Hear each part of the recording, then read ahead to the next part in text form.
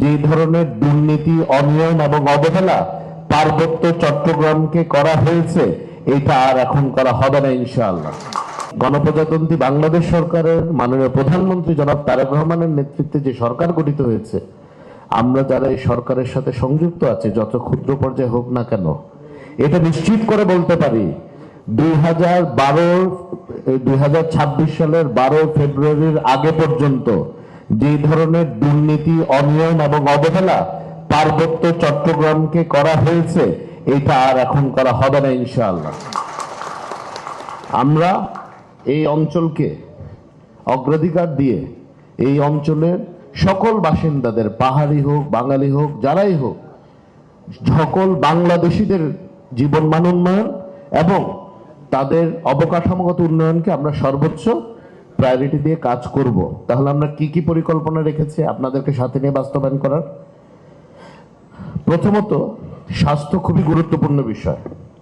এই যে আমাদের যে বাজেটগুলো আমরা পাই, এগুলো এমন এমন সেক্টরে খরচ হয়, এগুলো সাস্টেনেবল বা টেকসই কোনো উন্নয়ন বা জীবনমান উন্নয়নে কোনো ভূমিকা রাখতে পারে না। 2 লক্ষ টাকার প্রজেক্ট, 2.5 লক্ষ টাকার প্রজেক্ট, এগুলো কোনো কাজে আসে না।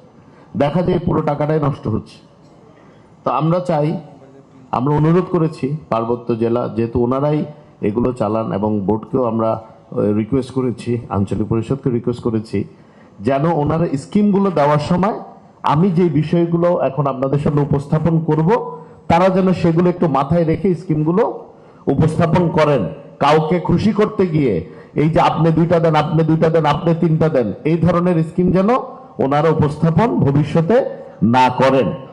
তো প্রথমত যেটা আমরা দেখেছি, আমরা কিছু রিসার্চ বা গবেষণা তো আমরা করেছি এই অঞ্চল নিয়ে। সেখানে আমরা দেখতে পেয়েছি মহিলাদের জন্য প্রতিটি উপজেলায় একটি স্বাস্থ্যসেবা কেন্দ্র দরকার।